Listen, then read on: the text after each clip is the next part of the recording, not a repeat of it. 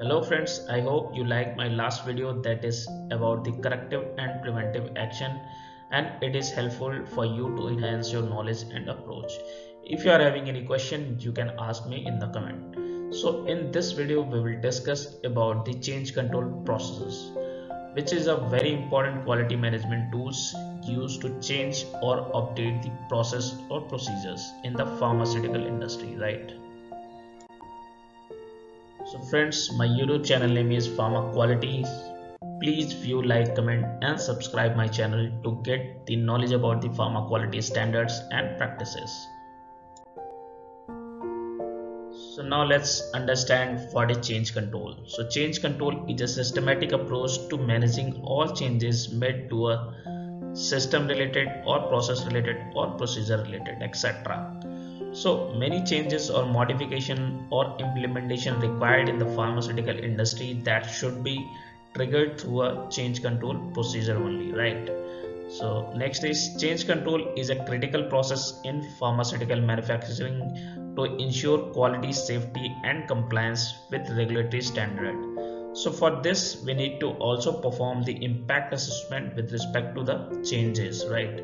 And that impact assessment shall be evaluated by the QA head, then only we can proceed to done the changes required, right? So now in this slide we will discuss about the importance of change control. So first is change control is essential for maintaining product quality, efficacy and safety. So while changing, it should be ensured that it does not impact on product safety, efficacy, quality or compliance, right? So always keep in mind changing should not trigger any impact on the product safety, efficacy, quality or compliance, right? And second is change control ensure compliance with regulatory requirements such as good manufacturing practices and good documentation practices. So the good practices related to GMP and GDP we need to ensure during the change control, right? Now the third is change control helps to in identifying, evaluating and implementing change effectively to mitigate the risk. So if you are changing any process or procedures that would be related to some improvements, right? Or against any corrective or preventive action, right? Hello friends, so now in this slide we will discuss about what are the regulatory guidelines for the change control, right? So there are basically three guidelines for the change control. First one is the EU GMP chapter 5.25, right? So this is an European guideline for the good manufacturing practices. So you can find the change control related things in the chapter 5.25. So basically it highlights the importance of verifying and cross-checking the impact of change on the output product. The output product must demonstrate its approved quality specifications. The process must also be reproducible after the implementation of change. So you can refer this guideline. Next is ICS Q10, that is Pharmaceutical Quality System Guideline. In the section 3.2.3, that is change management system, you can find the details related to change control process, right? So according to ICS 10, the change control process is utilized as a means of continual improvement in product and processes, right? And quality risk management is utilized to evaluate changes that must be carried out regarding marketing authorization and product or process understanding. So these are the things which is mentioned in the ICS Q10, right? Next regulatory guideline is Enduralex Volume 4 Annexure 15. So in this guideline it says that procedure must be written before initiating a change control process. Quality risk management should evaluate the impact of change on product quality, pharmaceutical quality system, documentation, validation, regulatory status, calibration, maintenance and any other system. So these three guidelines mainly talks about the change control process, right? So now in this slide we will discuss about the types of change control. So there are mainly two types of change control, that is permanent and temporary change control, right? So first we will discuss about the permanent change control. So the permanent change control is any planned introduction, addition, deletion or modification of manufacturing facilities or equipment or utilities or specification or operating procedures, etc., that impact product quality or regulatory requirements, which are permanent and not for a specific number of instance or time, right? So by having the permanent changes, it affects the validated state or approved state of process or procedure. So when we plan for the permanent change, we need to perform the impact assessment with respect to the changes, right? And further, based on the impact assessment, if no any impact observed on product quality and regulatory requirements, then QA will accept the change and approve that permanent change control, right? For example, if you are preparing any SOP or implementing any new system or revision of the procedure, that is for the permanent basis. So that is the example of permanent change control, right? Now next is temporary change control. So temporary change control is a change from the approved documents, system or procedure that can be allowed for a specific time or a specific number of instances shall be termed as a temporary change. If any changes is being done for the temporary basis, then it is called the temporary changes, right? So the temporary change control focuses on short-term deviations which are documented for product integrity, right? So basically in the temporary change control, product integrity should not be compromised. So for example, if you are transferring any equipment from one facility to another facility for temporary basis, and after that your requirement is fulfilled, and you can then bring it back. So such kind of temporary changes is called temporary change control, right? So now in this slide we will discuss about the categorization of change control. So first is minor change control. So minor change control is a changes that does not impact a product quality, safety, efficacy or reliability. For example, if you are changing any documents for typographical error or some formatting related error, so that is the example of minor change control related, right? Second is major change control. So major change control is a changes that can have an impact on the quality, safety, efficacy or reliability of a product, or have an impact on the critical quality attributes of a process, material, product, procedure or equipment. So for example, if any OS is observed and you find out the root cause of the OS is due to the wrong instrument method parameter, or additional requirement is not mentioned in the instrument method, then you will update the instrument method, and that would be the permanent basis, right? So that may you have taken from against the that OS you have observed. So this is just an example I have given. So there may be other factor also, right? So now in this slide we will discuss about the handling of change control, that is details of change control workflow, right? So many organizations nowadays are using the automated system for change control processes such as TrackWise and QMS system, and small organizations are using the manual process, right? So let's start with the details of workflow. So in the first step, you need to initiate the change control for what you require the change, right?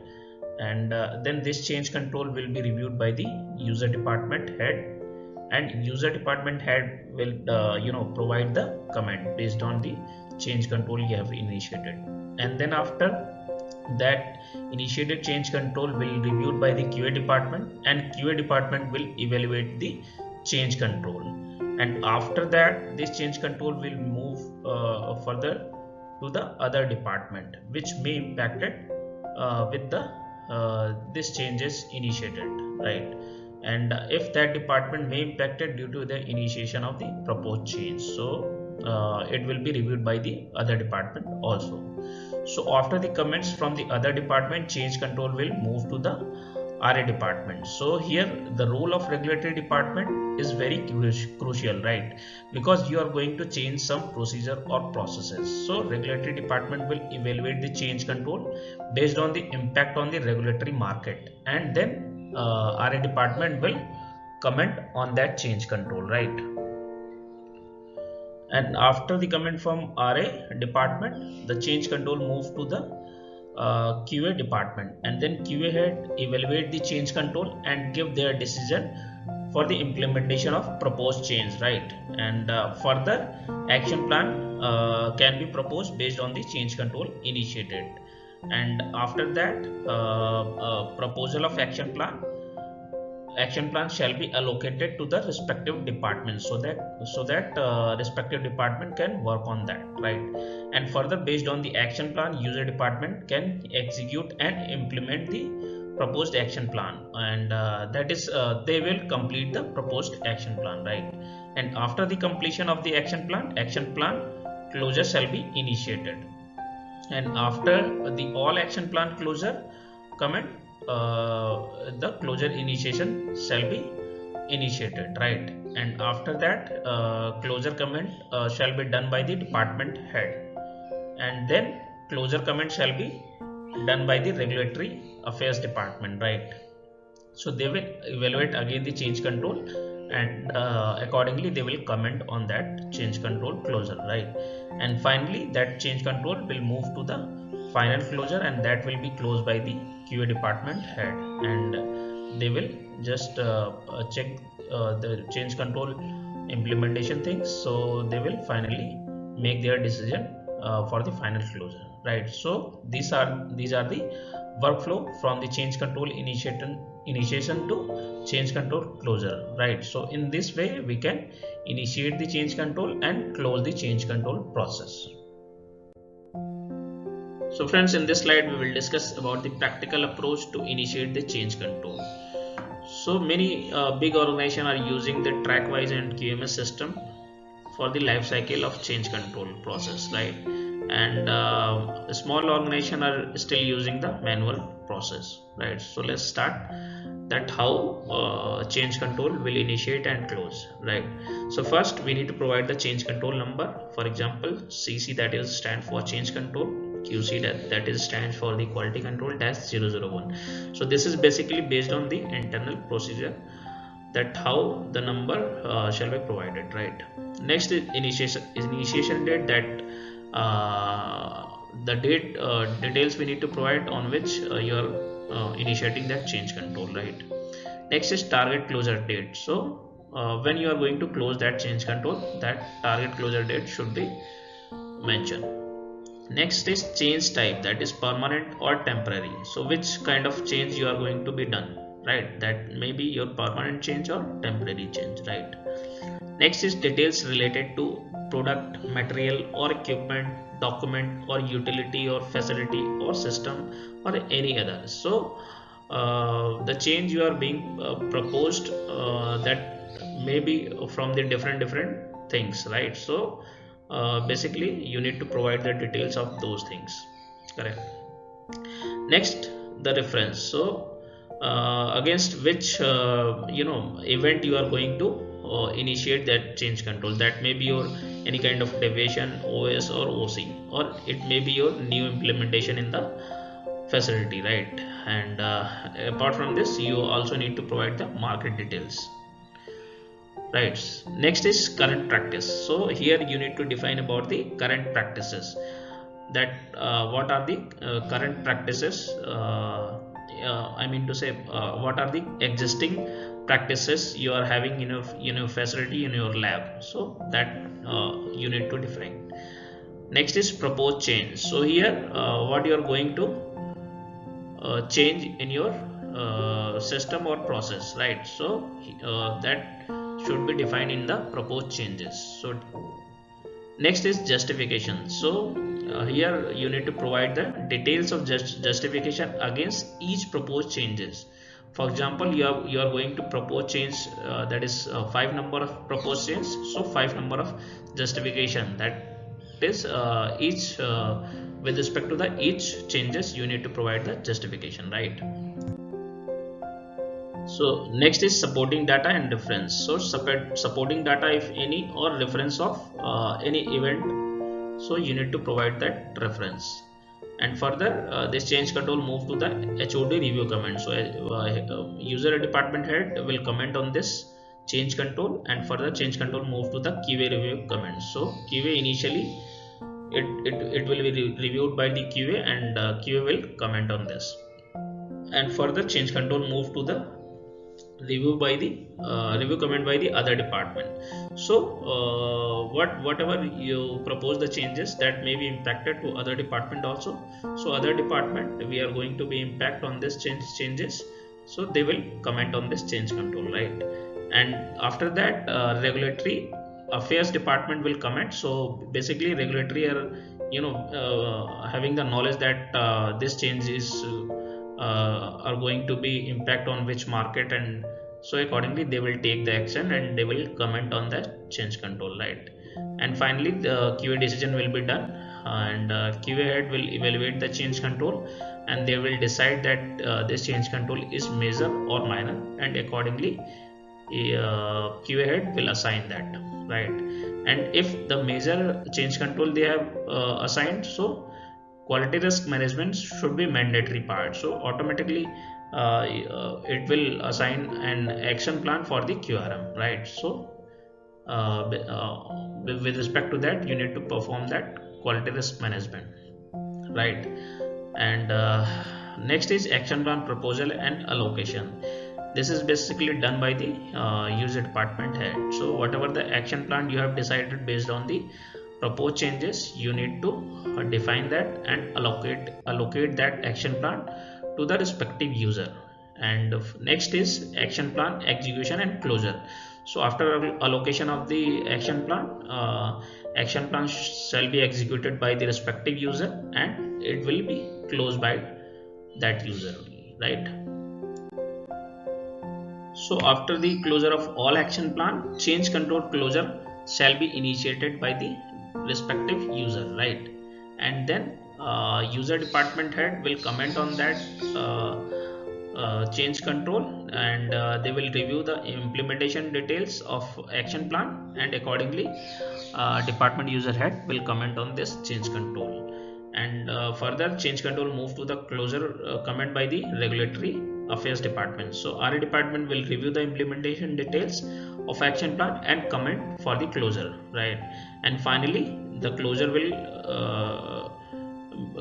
be done by the quality assurance department. So QA will review the implementation details of action plan and comment for the closure activity. So these are the change control details from initiation to closure, right? So friends, this is all about the change control processes. So I hope you can understand now about the change control process. Thank you.